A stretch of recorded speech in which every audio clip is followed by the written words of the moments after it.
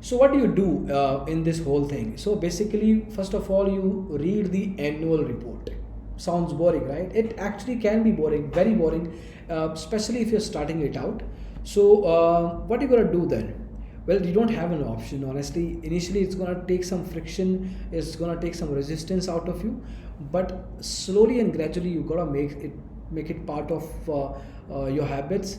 You see, for fundamental analysis, you're not going to do it every now and then. It's going to happen organically, especially if you're looking to invest into stocks for a few years. Then you got to do it once, maybe monitor it after a few months. But then this is not something that you're going to do it every day or every week, right? So looking at the annual report again might sound boring, but it is going to be done very rarely or very seldomly. So within the annual report, there are three specific financial statements that you should be looking at. You should be looking at the balance sheet. You should be looking at the profit loss statement. You should be looking at the cash flow statement. So these are specific areas that you must be targeting. Now, this is what a balance sheet generally looks like. So it has multiple particulars. You have the assets, you have the liabilities, and you have the shareholder equity.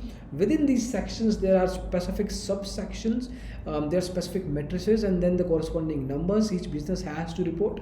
Every publicly listed company needs to provide this information to the retail and the institutional investors so that they can have a look and then they do their calculations and then they can decide whether they should be investing in this or not.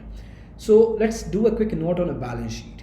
Now, a balance sheet offers a snapshot of what your business owns, what it owes, and basically the amount invested by its owners. So it's primarily about ownership at multiple levels.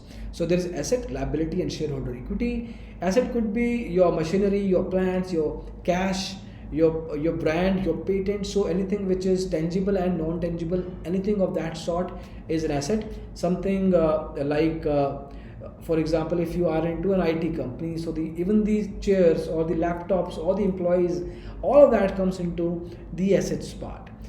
Then you have the liability part. Liability is the company's obligation that you got to take care of. So these could be your rentals, these could be your salaries, these could be your interest to be paid on the loans themselves, the depreciation part, all of that is a liability. Equity is basically the owner's claim on the assets of the company. And if you have assets and you remove liabilities out of it, you get equity, the shareholder equity in a sense. So this is what a balance sheet looks like. It has its specific sort of sub areas. We're going to look at that in this course later on. And this is what you're looking at is a profit and loss statement. Now what does it do? Now, if you're looking at the overall margin or the net profit or the net profit percentage, you want to get into the top line and the bottom line numbers of any business. The P&L statement, the profit and loss statement, or the income statement as they call it, is what we are looking at the screens now. So you have revenue from operations, you have revenue from finance, you have revenue from multiple sources, and then you have your expenses, then you have your taxes, then you have your depreciation, your amortization.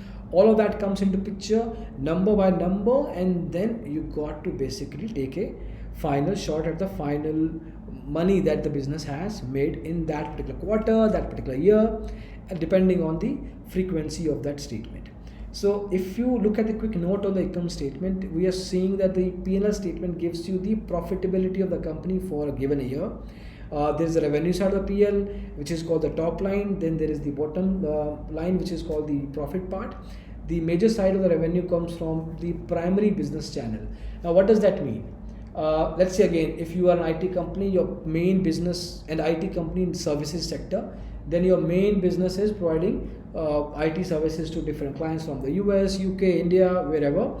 So the revenue, the major chunk, I'd say more than 90% of the revenue should be coming from your IT services. If you are a startup, let's say, and you are into, for example, B2B solution, and you are catering to retail industry, then that product, B2B solution, should be the primary revenue churner for you. There could be other sort of avenues of income, but those could be secondary and tertiary sources. Primary source should be based on the actual business model of your company. Major revenue sources as we just discussed. The other revenue income could be your dividends, your rental, interest. So, but the lesser they are, the better in terms of percentage. Then comes the expense part. Now, expense part of the statement gives you the amount of money the business is spending. Now, it could be of a different nature every time, but everything in terms of expenses gets consolidated in the P&L statement, and you get to see where exactly the money is being spent by that business every year. Now, the PBT is basically equals to total revenue minus total expense, that is profit before taxes. Now, if you look at net PAT, profit after tax, you have profit before tax minus the overall applicable taxes. Now, this could be corporate taxes, this could be GST and stuff like that in India. Now, this is what you're looking at is the statement of cash flows, and this is the last one in the overall scheme of things when it comes to these statements and the financial documents. Here you have specific types of cash flows coming in and out of the business at operating level, at working capital changes you see. Then you also look at the investing activities and the financing activities.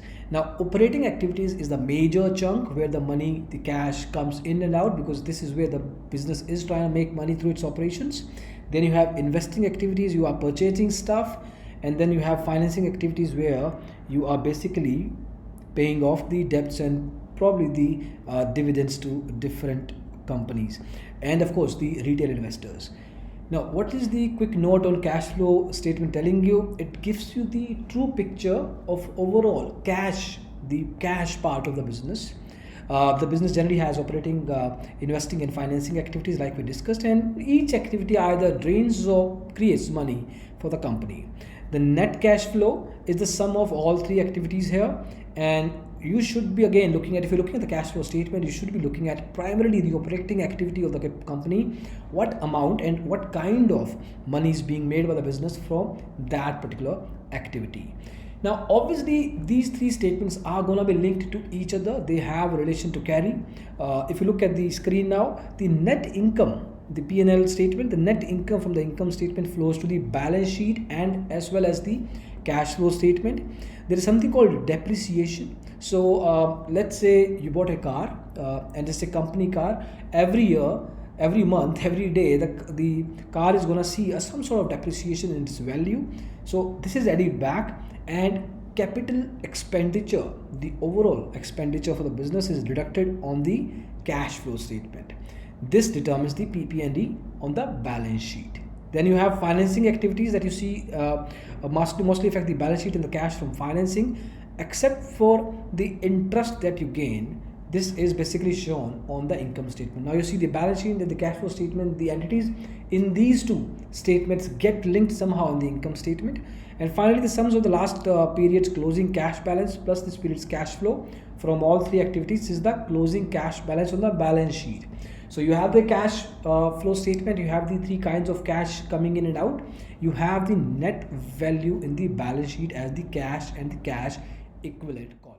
To start with, we have profitability ratios. Now, basically that indicates the efficiency of the management. So EBITDA equals to operating revenue minus operating expense. And then you have the PAT, profit after tax. You divide these two numbers, you have the PAT margin at 22.3%. Now, while we are telling you that these are the numbers, we are also telling you higher this number is better